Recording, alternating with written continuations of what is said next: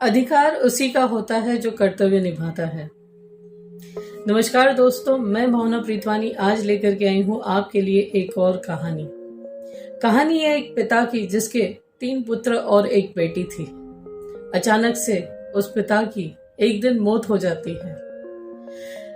जब वो मौत होती है तो घर में अर्थी की तैयारी होती है, अंतिम यात्रा की तैयारी होती है, सब लोग इकट्ठे होते हैं और बस अंतिम यात्रा निकलने की तैयारी ही थी कि अचानक से वहां पर एक व्यक्ति आ जाता है और वो पूछता है क्या इस व्यक्ति की, यानी जो पिताजी थे, इस व्यक्ति की डेथ हुई है यहाँ पे।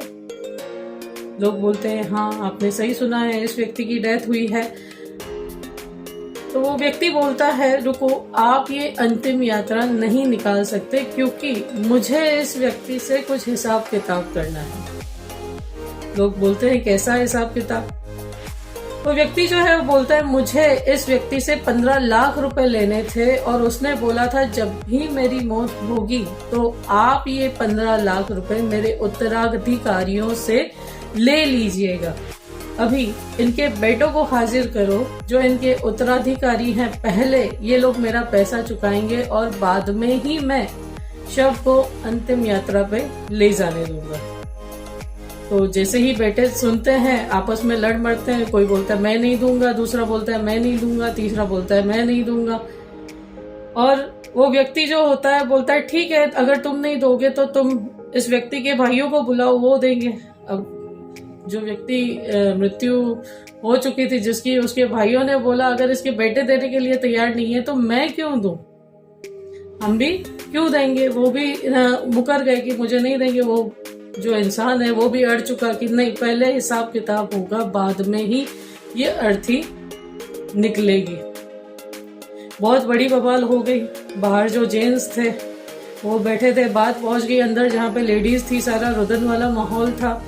वहां पे लेडीज के कानों तक बात पहुंची। तो जैसे ही उसकी बेटी के कानों तक बात पहुंची वो बाहर निकली और उस व्यक्ति से उसने बोला कि ठीक है, अगर 15 लाख रुपए लेने ही हैं कोई बात नहीं, आप मेरा ये गोल्ड है वो ले लो, अपने पास रख लो, लेकिन मेरे पिताजी की अर्थी को प्लीज निकलने दो। मेरा नाम पता जो भी है आप नोट डाउन कर लो, आप ये पैसे मुझसे ले लेना, लेकिन प्लीज मेरे पिताजी की अंतिम यात्रा को निकलने दीजिए। वह व्यक्ति ये बात सुनता है उस बेटी की, वह उस बेटी के सिर पे हाथ रखता है और बोलता है बेटा मुझे कुछ नहीं चाहिए, मैं तो आपके पिताजी का वकील हूँ। आपके पिताजी ने मुझे कहा था कि जिस दिन मेरी मृत्यु हो और तुम्हें मेरा उत्तराधिकारी ढूंढना हो तो तुम इस तरकीब से मेरे उत्तराधिकारी को ढूंढना जो मेरा सारा कर्तव्य अच्छे से निभा सके, जो मेरा कर्ज तक चुका सके, वही मेरा उत्तराधिकारी बनने के लायक रहेगा। और बेटी तुमने जो है साबित कर दिया कि तुम अपने पिताजी की असली उत्तराधिकारी हो, ये सब जो है तुम्हें मिलने के लिए ही सही रहेगा। वो जो बेटी है वो बोलती है अंकल मुझे कुछ भी नहीं चाहिए, आप जो भी है मेरे भाइयों को दे दीजिए, लेकिन अभी प्लीज मैं हाथ जोड़ती हूँ, मेरे जो पिताजी हैं उनकी अंतिम यात्रा को शांति से निकल जाने दीजिए।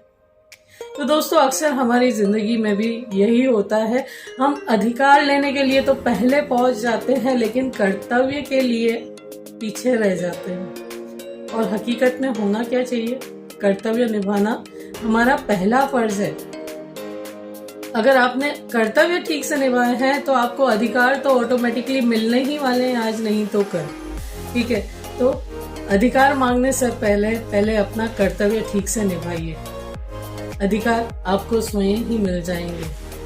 और अगर कभी नहीं भी मिले ना तो प्लीज अफसोस नहीं कीजिएगा, क्योंकि कुदरत जो है ना वो क्या करती है, अगर ए से नहीं देगी तो बी से देगी, बी से नहीं देगी तो सी से देगी, सी से नहीं देगी तो डी से देगी।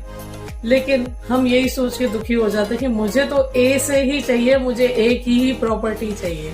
लेकिन मेहनत करो, सब हाजिर है, कुछ भी नामुमकिन नहीं है दुनिया में। सिर्फ अपनी नीयत सच्ची रखो और अपने कर्तव्यों का पालन जो है वो अच्छे से करो।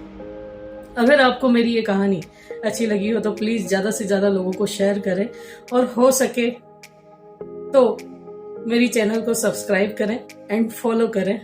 मिलती हूँ आपसे एक और कहानी के साथ। जय हिंद, जय भारत, जय श्री कृष्ण।